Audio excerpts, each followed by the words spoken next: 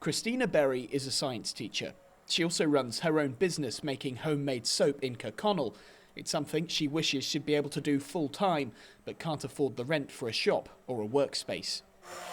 It's difficult because the space that I actually work in is very small, and with 2 kids under 5 as well, you know, it's very difficult to kind of like be able to kind of go off and create without all hell breaking loose. So it would be amazing to actually have like a dedicated space to be able to actually go to. I love teaching and I really enjoy being in a classroom, but this is my passion and I really would like to do this full time. The dilemma Christina faces is also felt by many makers and small business owners. They feel the growth of their business is held back by the large fees needed to have a town centre shop.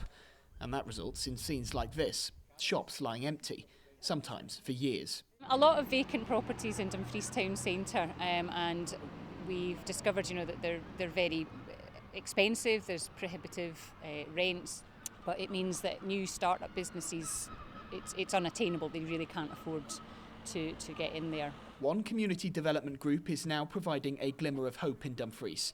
The Guild wants to repurpose the former British Linen Bank just off the High Street.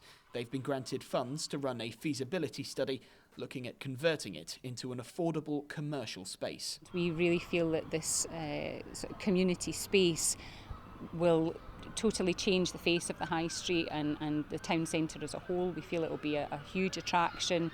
We are kind of really excited about the feasibility study. I think it gives us an opportunity to find out if our initial ideas are viable and also sustainable. Inside the Edwardian structure, they hope to create studio and workshop spaces, a community kitchen and a retail area.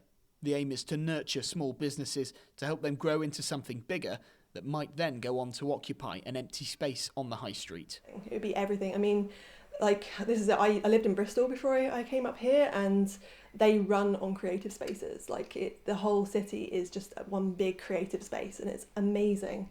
And so, to see Dumfries how it is at the moment and how it could be, it's exactly what it's needing. The building is currently owned by Dumfries and Galloway Council, but the Guilds say they hope to have taken over by the start of next year.